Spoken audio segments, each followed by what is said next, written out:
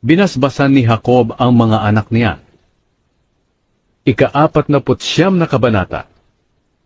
Pagkatapos, tinawag ni Jacob ang mga anak niya, at sinabi, "Magsiparito kayo dahil sasabihin ko sa inyo kung ano ang mangyayari sa inyo sa darating ng panahon.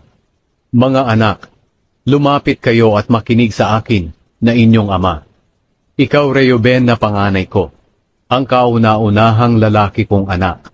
Mas tanyag ka at mas makapangyarihan kaysa sa iyong mga kapatid. Pero katulad ka ng kumukulong tubig, dahil hindi ka makapagpigil sa iyong pagnanasa, kaya ka sumiping sa aking asawang alipin. Hindi ka na hihigit sa iba. Kayo, Simeon at Levi, na magkakampi, ginagamit ninyo ang inyong armas sa pagmamalupit sa iba. Hindi ako sasama o dadalo sa pagtitipon ninyo, dahil pumapatay kayo ng mga tao kapag galit kayo, at pinipilayan ninyo ang mga toro kapag gusto ninyo. Susumpain ko kayo dahil sa inyong galit na napakalupit. Paghihiwalayin ko kayo at ipapangalat sa Israel. Ikaw, Huda, pupurihin ka at igagalang ng iyong mga kapatid. Tatalunin mo ang iyong mga kalaban. Katulad ka ng batang leon na matapos hanapin ang sisilain ay bumabalik sa kanyang lungga at doon magpapahinga. At walang makakapagtangkang gumambala sa kanya. Patuloy kang mamumuno, Huda. Magmumula sa mga lahi mo ang magiging mga pinuno. Kaya magbibigay ng buwis sa iyo ang mga bansa, at susunod sila sa iyo.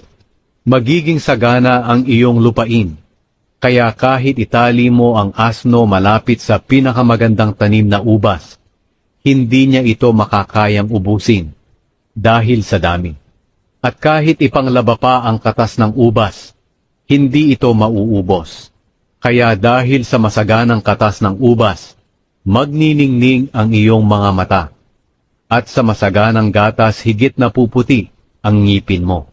Ikaw, Zebulun, maninirahan ka sa tabi ng dagat.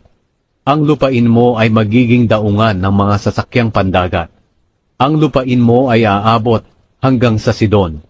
Ikaw, Isakar, katulad ka ng malakas na asno, pero nagpapahinga sa tirahan ng mga tupa.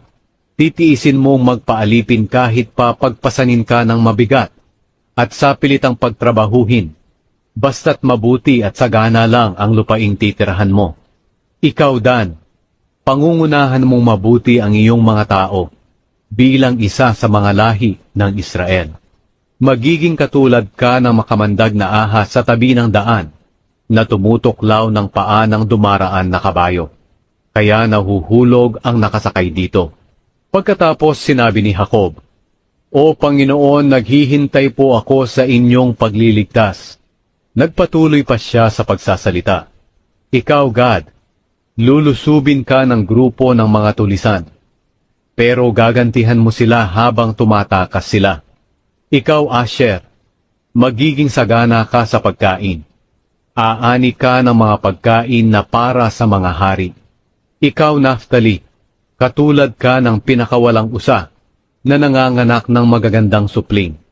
Ikaw, Jose, katulad ka ng mailap na asno, sa tabi ng bukal o sa tabi ng bangin.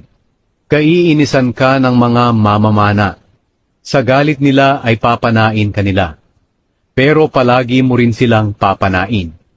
At ang braso mo ay patuloy na lalakas, dahil sa tulong ng makapangyarihang Diyos ni Jacob, ang tagapagbantay at ang bato na kanlungan ng Israel. Siya ang makapangyarihang Diyos ng iyong mga ninuno, na tumutulong at nagpapala sa iyo.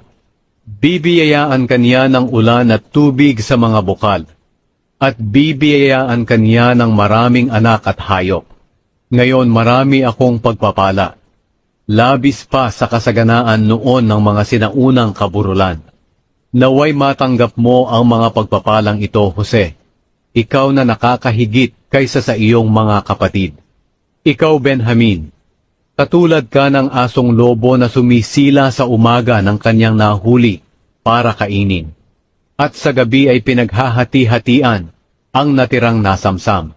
Sila ang 12 anak ni Jacob na pinanggalingan ng mga lahi ng Israel. At iyon ang huling habilin ni Jacob sa bawat isa sa kanila. Ang pagkamatay ni Jacob. Matapos habilinan ni Jacob ang mga anak niya, sinabi niya, "Ngayon, sandali na lang at makakasama ko na ang mga kamag-anak ko sa kabilang buhay. Ilibing niyo ako sa libingan ng aking mga ninuno, doon sa kuweba na nasa bukid ni Ephron na Heteo. Ang bukid na iyon ay nasa Makpela sa silangan ng Mamre, na sakop ng Kanaan. Binili ng lolo kong si Abraham ang bukid na iyon kay Ephron para gawing libingan. Doon siya inilibing pati ang lola kong si Sara at ang mga magulang kong sina Isaac at Rebeka. At doon ko rin inilibing si Leah. Ang bukid at kuweba ay binili sa mga Heteo." Pagkatapos magsalita ni Jacob sa kanyang mga anak, nahiga siya at nalagutan ng hininga. At isinama siya sa kanyang mga kamag-anak na sumakabilang buhay na.